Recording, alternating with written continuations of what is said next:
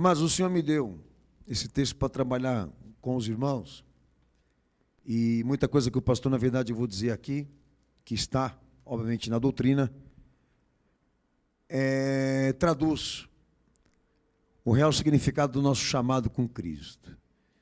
Hoje, nesse momento, são poucos aqueles que usufruem de uma interpretação correta do que Jesus realmente quer da igreja hoje, ou isso, do cristão fiel, do discípulo, tá?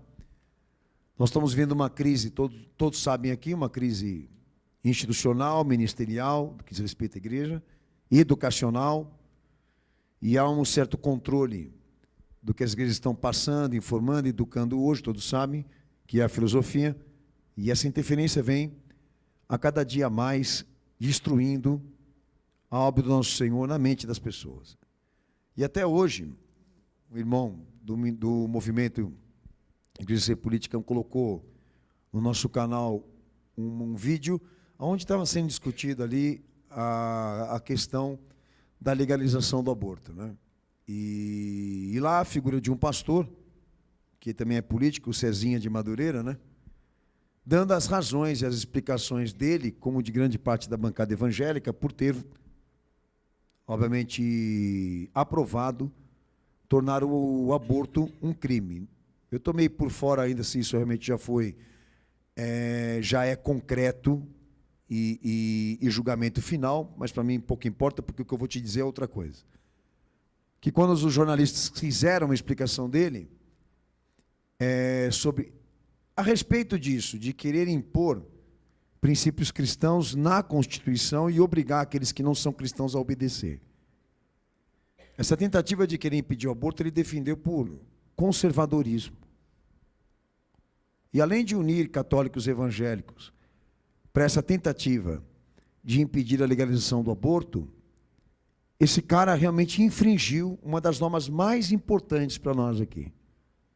Perguntar para Jesus se em algum momento ele pediu para a igreja cumprir, a igreja dele, cumprir esse tipo de papel, de obrigação, de dever. Porque é o que, na verdade, nós temos estudado e nos dedicado, nos aprofundado em Cristo. Buscar nele o que ele quer que a gente faça.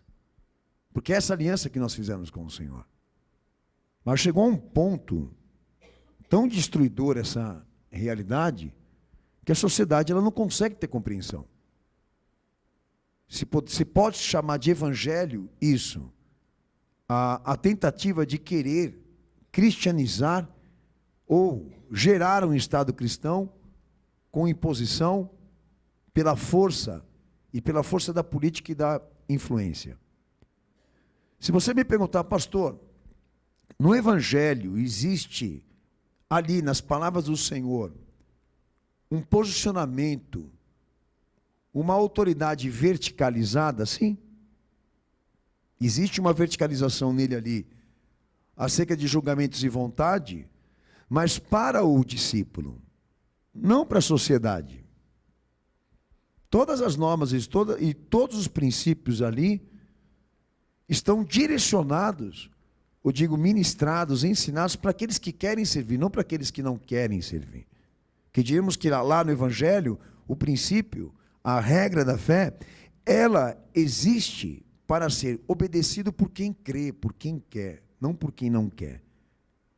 Então geraram aí uma ideia de que praticamente a igreja assumiu a frente de uma missão, de querer levar a igreja para dentro do Estado, de gerar uma constituição bíblica e passar a obrigar aqueles que não querem servir na fé, quebrando direitos e liberdades, para que eles obedeçam também.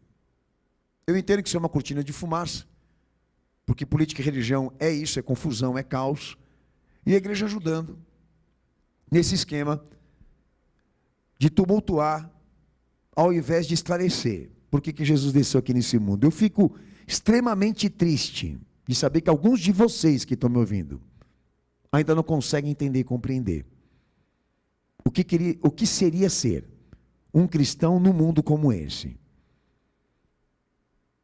E essa tristeza bate no meu coração.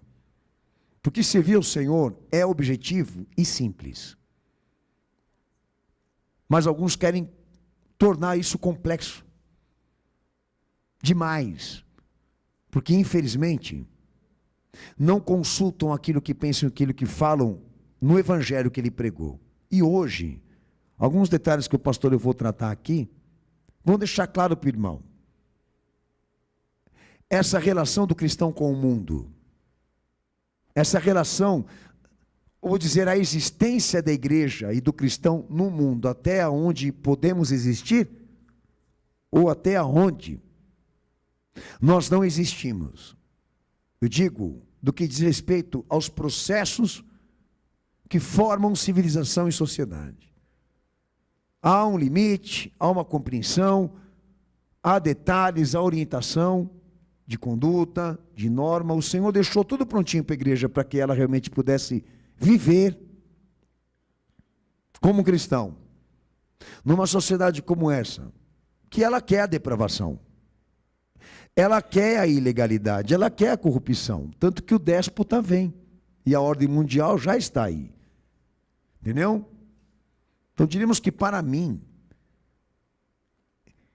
essa tentativa de querer exercer moral sobre aqueles que não têm moral, essa tentativa política ou politizada, ela é uma estratégia simples de confusão e perturbação social, porque ela não tem finalidade nenhuma para engrandecer aquilo que Cristo desceu aqui para cumprir. Há interesse, que eu não quero entrar nesse mérito, mas não colabora, não enriquece, não glorifica nada daquilo que Jesus desceu para cumprir, que aquilo ali é ciência. Messianismo é ciência. Bom, então eu li um texto com o irmão aqui, Tiago capítulo 4, e lá no versículo 4, que foi o versículo desse texto que o Senhor me deu para trabalhar, tem duas citações ali.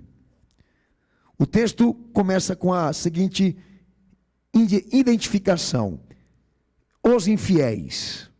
Então, essa orientação, ela está sendo direcionada para aqueles que são infiéis. E quem são os infiéis? É o primeiro detalhe que o pastor eu quero trabalhar aqui. E segundo, o que seria ser amigo do mundo?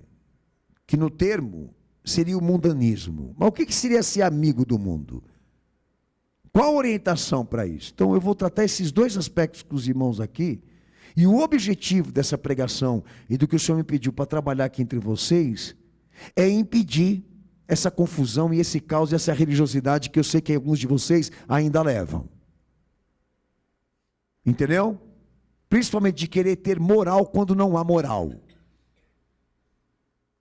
Entendeu? Que é mais ou menos o papel dos evangélicos. Querem impedir o aborto, mas aceitam o divórcio.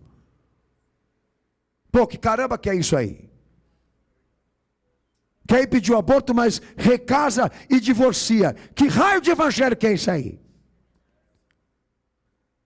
É uma canalice. Mas aí é que está a questão. Eles existem para escandalizar, não para servir. O papel do protestantismo como catolicismo é a confusão, é o caos. É a descentralização do evangelho com Cristo. Aí vamos lá. O que seria infiel nas escrituras? Eu vou ler um texto, rapidamente aqui. Isaías 1, 21. E nós vamos para demais textos que falam desta infidelidade, que eu vou traduzir ela para você daqui a pouco. Vamos lá. Como se fez prostituta a cidade fiel, ela que estava cheia de retidão. A justiça habitava nela, mas agora homicidas. Tá. No Antigo Testamento, o termo infidelidade aparece também em Jeremias 3, versos 6 ao 10 e 20, Ezequiel 16, Ezequiel 14, 5, Oséias 2, 2, Oséias 9, 1. Eu vou ler Mateus 15, versículo 8, que na verdade não vai falar muito da expressão infidelidade, do que se diz respeito a Israel, e a princípio a quebra de conduta que eles representaram na antiga aliança, mas o Senhor está mencionando exatamente essa realidade do que foi Israel na primeira aliança e do que na verdade se passou também a existir depois dentro das igrejas. Vamos lá. Este povo se aproxima de mim com a sua boca e me honra com seus lábios, mas o seu coração está longe de mim. Ok. Então deixa o pastor dar uma explicação para os irmãos rápido aqui. Israel é um tipo de igreja no Antigo Testamento. E muita coisa que Israel viveu ali na primeira aliança, que representa isso, certa infidelidade com Deus, o Senhor tratou aí e posteriormente se viu também se cumprir e se passar para as outras igrejas pós a ressurreição do nosso Senhor. Essa infidelidade segue até o dia de hoje. Para muitas igrejas, para muitas denominações, para muitos pseudos cristãos. Então, seja na antiga e na nova aliança, você vai encontrar o que eu vou falar aqui. O que seria uma infidelidade na teologia bíblica? Uma quebra de comunhão e de relacionamento com Deus, de dependência exclusiva e de obediência subjetiva às suas leis e aos seus mandamentos. Explica melhor isso, pastor. Uma quebra de contrato, de pacto, de voto. A infidelidade, ela não é tratada entre pagãos, ímpios ou sociedade. A infidelidade, ela é tratada entre aqueles que assumiram uma coisa com Deus que não conseguiram honrar. Foi claro? Então, diríamos que se eu tivesse que me direcionar à sociedade, ao pagão, ao ímpio, com esse termo, é uma perda de tempo, porque eles não querem moral. Eles querem liberdade. Eles não querem a lei e o mandamento. Eles querem a individualidade. Então, o termo da infidelidade é para ser tratado em casos específicos de quebra de conduta, com a lei e com o mandamento de Deus. Então, você vai encontrar na antiga aliança exemplos e inúmeros exemplos sobre isso, como também nas demais comunidades e igrejas que foram pastoreadas a princípio pelos apóstolos. Tudo isso para chegar nessa conclusão,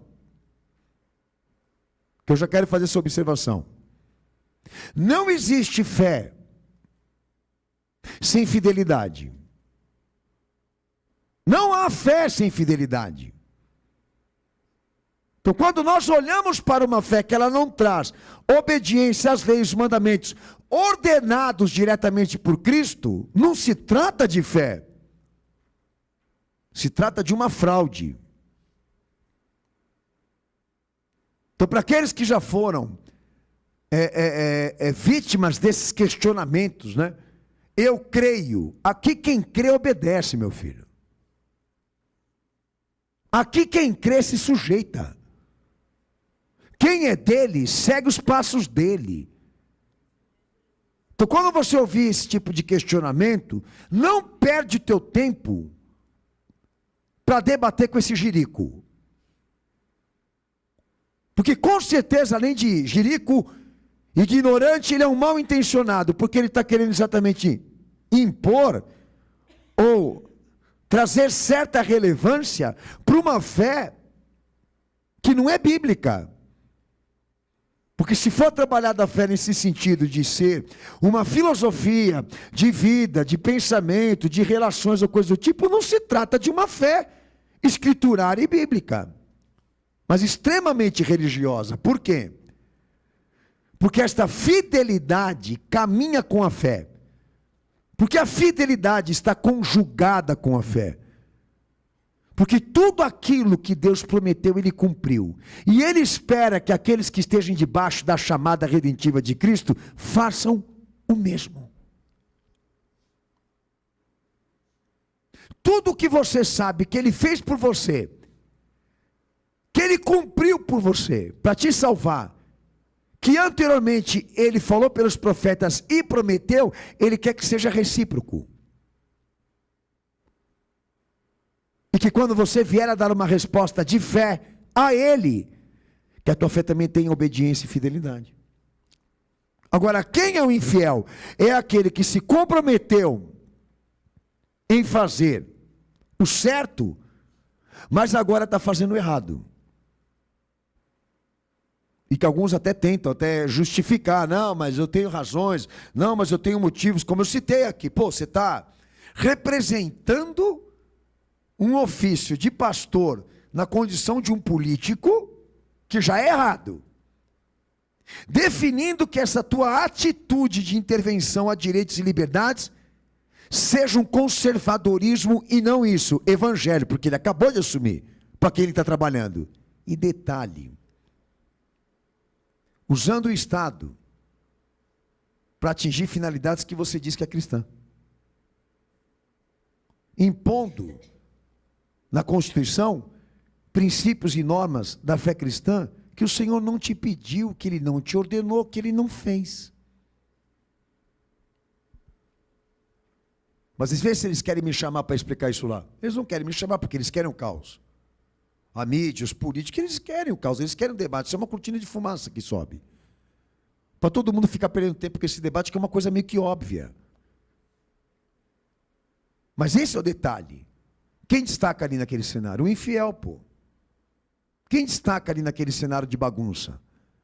Aqueles que estão indo à frente num propósito ou em algum tipo de ministério que não se confirma em Jesus, que não está planejado e orientado por Ele. Eu entendo que aqueles que pegam a Bíblia na mão para fazer o errado, eles superam as maldades. Eles superam os feitos malignos na terra. Eles são piores do que aqueles que estão no mundo. Ou estão na imundícia, ou estão na corrupção ativa. Israel representa isso lá no Antigo Testamento como apostasia, e as igrejas atuais da mesma forma. Entendeu? O diabo que usa a Bíblia. O diabo que fala em nome de Jesus e que fala em nome de uma fé que é fingida, que é fraudulenta, que é antibíblica. Agora, voltado para você. Se você assumiu com ele e não honrou, já há uma infidelidade configurada. Pedimos que você não pode confirmar que você tem uma fé por ele, enquanto você não honra o que ele te pediu para honrar. Que a gente entende que é no batismo que se sela essa aliança com Cristo, de ser para ele, né, um testemunho de obras, um testemunho de amor, de fidelidade e obediência. Ali está o pacto assinalado. Quem crer vai ser batizado.